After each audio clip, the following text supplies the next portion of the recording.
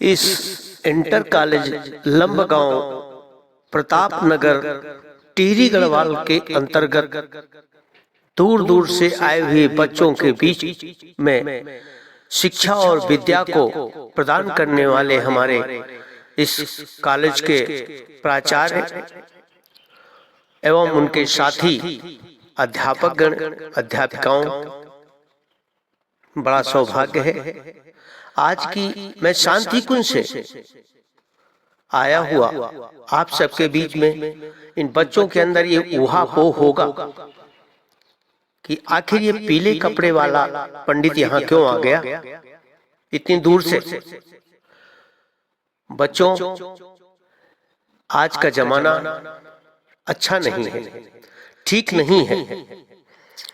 आप सब अध्ययन करने के लिए आए हैं, शिक्षा को ग्रहण करने के लिए आए हैं। पहले कभी विद्यालय हुआ करते थे, गुरुकुल हुआ करते थे, उनमें गुरुजन विद्या का अध्ययन बच्चों को शिक्षा के साथ भी कराते रहते थे। लेकिन आज थोड़ा सा उसका चेंज हो गया है। जो कभी उसको विद्यालय कहा जाता था, आज भी कहा जाता है विद्यालय, जहां विद्या का अध्ययन होता हो, जहां देवताओं का निवास हो, उसको देवालय कहते हैं। जहां पुस्तकों के पढ़ने का स्थान हो, उसे पुस्तकालय कहते हैं। जहां औषधियों का स्थान हो रखने का, वहां औषधालय कहते हैं। और जहां दवा इत्यादि मिलती हो, उसे चिकित्सालय कहते हैं। जहां सचिव बैठता हो, उसे सचिवालय कहते हैं। उसी प्रकार से ये शिक्षा और विद्या को प्रदान करने वाला जहां गुरु बैठता है, उसे विद्यालय कहा जाता है। साथियों, आज विद्या की आवश्यकता है, इसलिए कि विद्या जब पहले कभी मनुष्य के जीवन में उतरती थी तो उसका जीवन सुंदर बन जाता था। विद्या ददाति विनयम विनयाद् याति पात्रताम पात्रत्वात् धर्ममाप्नोति धनात् धर्म तथा सुखम। विद्या क्या करती थी? विनय देती थी, विनम्रता आती थी, सहनशीलता आती थी, सद्भाव सत्प्रेम पैदा होता था, उसे विनय कहा जाता था। आज विनम्रता है कि नहीं, ये आप समझ लें। और विनय से होता था, जब विनय होता था व्यक्ति के अंदर तो होती थी पात्रता आ जाती थी विनम्रता के साथ साथ।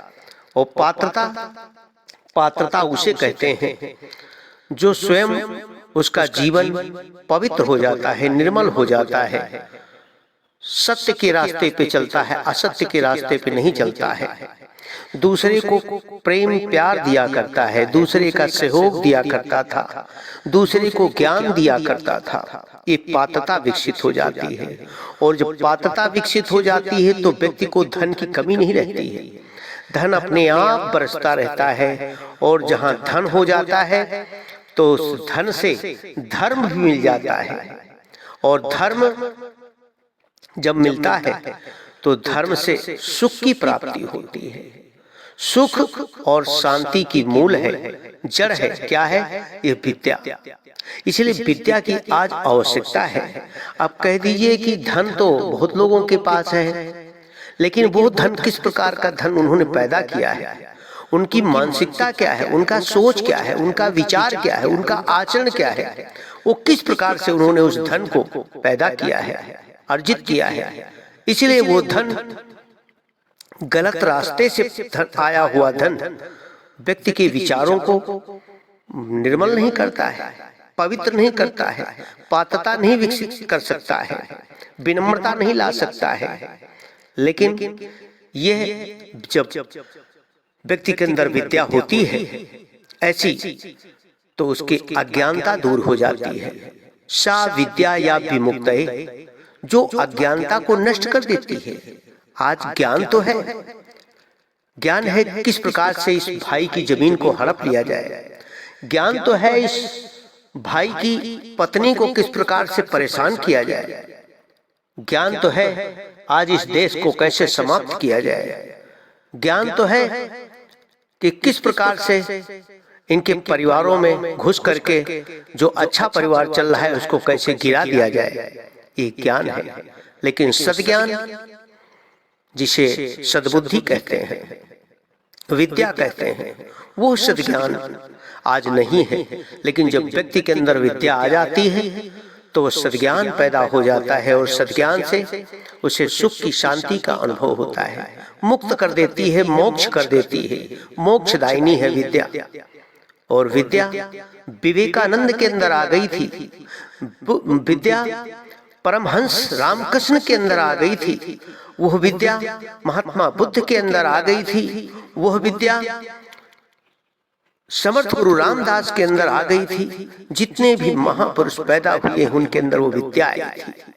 और जब व्यक्ति के अंदर विद्या आती है तो उसके अंदर स्वतः विचार पवित्र हो जाते हैं, भावनाएं पवित्र हो जाती हैं। इसलिए इन सब विचारों को देखते हुए, आज की अज्ञानता को देखते हुए, इतनी दूर से शांति कुंज हरिद्वार से उस परम पिता परमात्मा ने मुझे भेजा है आप सबके पास तक मैं आया हूँ। आपके यहाँ भारतीय संस्कृति ज्ञान परीक्षा हमारे यहाँ से होती है। वो भारतीय संस्कृति इसीलिए वो शिक्षा के साथ साथ विद्या का भी समावेश हो। परम पूज्य गुरुदेव ने लिखा है, एक पुस्तक लिखी है, शिक्षा ही नहीं विद्या भी, अगर कहीं मिल जाए तो उसे पढ़ लेना, देख लेना किस प्रकार से आंखों को खोल देती है विद्या, दिमाग को खोल देती है विद्या। इसलिए शिक्षा के साथ विद्या का समावेश कराने की सबसे बड़ी जिम्मेदारी है हमारे प्राचार्य गणों की। बहुत बड़ी जिम्मेदारी भगवान ने दी है आप सबको। ये है सर्विस नहीं है, नौकरी नहीं है, ये आपको बहुत बड़ी जिम्मेदारी भगवान ने दिया है। इस नौकरी के साथ साथ में करने के लिए इन बच्चों का भविष्य इन अध्यापकों के हाथ में है। परम पूज्य गुरुदेव ने लिखा है कि अध्यापक है युग निर्माता और छात्र राष्ट्र के भाग्य विधाता। युग निर्माता युग को निर्माण करने वाले, युग का गढ़ने वाले कौन है? जो राष्ट्र के भविष्य कर्णधार हमारे नन्हे मुन्ने बच्चे, इनको गढ़ने का कार्य है तो इन आचार्य प्राचार्य गणों के द्वारा है। और ये प्राचार्य गण जब चाह लेते हैं और ये बच्चा चाह लेता है, किसी के चरित्र को देख करके वहां तक पहुंचने की बात आ जाती है कि हम अगर विवेकानंद बनना चाहते हैं तो विवेकानंद किस तरह के थे, उनके जीवन वृत्तांत को बताने वाला हमारे प्राचार्य गण ही होते हैं, आचार्य गण ही होते हैं। यदि हमें कवि बनना है तो उस कवि के जीवन को, चरित्र को बताने के लिए, उसके लिए भरने के लिए दिमाग में, ये हमारे आचार्य की बहुत बड़ी जिम्मेदारी है। कवित्री अगर बनना है महादेवी परमा के तरीके से तो इसको हमें बताना पड़ेगा कि महादेवी परमा का जीवन वृत्तांत कैसा था। और तब वही बच्ची शकुंतला, सावित्री, गार्गी, मैत्रेयी, अपाला, घोषा बन जाती है और उसका जीवन इतिहास में लिखा जाता है और उसी को आज हम सब पढ़ते हैं। सावित्री का जीवन देखिए, सत्यभामा का जीवन देखिए, शकुंतला का जीवन देखिए। और इस प्रकार से हमारे भाइयों के लिए वीर भगत सिंह का जीवन देखिए, अब्दुल कलाम देखिए कितने सुंदर थे, विचारों के कितने अच्छे थे। और अगर देखना चाहते हो तो आजाद सिंह के अंदर से देख सकते हो। ये क्या है? ये भाइयों बहनों बच्चों, ये है वीरता का प्रताप है और ये हमारी मातृभूमि की रक्षा करने की जिम्मेदारी है आप सबके कंधों पे। इन्हीं सब बच्चों के अंदर से कोई वीर भगत सिंह निकल सकता है, इन्हीं बच्चों के अंदर से आजाद निकल सकते हैं, इन्हीं बच्चों के अंदर बिस्मिल निकल सकता है, इसी बच्चों के अंदर शकुंतला, सावित्री, गार्गी, मैत्रेयी, अपाला, घोषा इत्यादि महादेवी परमा, झांसी की रानी निकल सकती हैं। लेकिन उस निकलने के लिए त्याग और तपस्या हमको करनी पड़ेगी।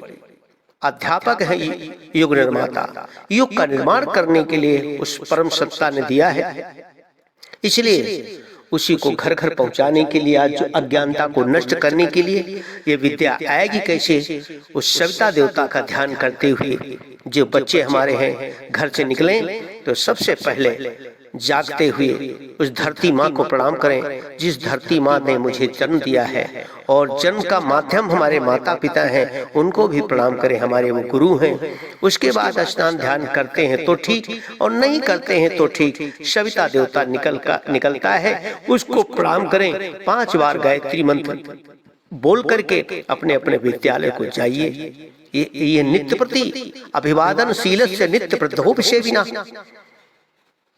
ये 4 चीजें पैदा होती हैं। आयुर्विद्या या आयुर्विद्या यशो बलम, ये आयु पैदा होती है, विद्या पैदा होती है, यश पैदा होता है, बल पैदा होता है। ये 4 चीजें पैदा होती हैं किसी सिर्फ प्रणाम करने से, सेवा करने से, सद्भाव करने से ये हमको प्राप्त होती हैं। इसलिए ये भारतीय संस्कृति आज आवश्यकता है। इसीलिए विद्यालयों में भारतीय संस्कृति की परीक्षा, ज्ञान की परीक्षाएं कराई जाती है। तो इसलिए आज संस्कृत रही कराह न मेरा रूप बिगाड़ो रे, न मेरा रूप बिगाड़ो रे। अगर संवारना है मनुष्य को तो मुझे निखारो रे, न मेरा रूप बिगाड़ो रे। इसलिए आवश्यकता है। इन्हीं सब बातों के साथ में अपनी वाणी को विराम करते हुए बहुत बहुत धन्यवाद है इस इंटर कॉलेज का, लंबगांव के सभी साथियों का, और जो बच्चे दूर दूर गांव से आए हैं, यह अपने अपने घर में जाकर के सूर्य देवता की प्रार्थना की गई है। सूर्य देवता की बात अपने अपने माता पिता से अवश्य बताएंगे। सूर्य सबसे बड़ा देवता है, उनकी आराधना, उनका पूजा, उनको प्रणाम, 1 लोटा सूर्य को जल अवश्य समर्पित करेंगे। आप सबका जीवन सुंदर बनेगा। ओम शांति शांति शांति।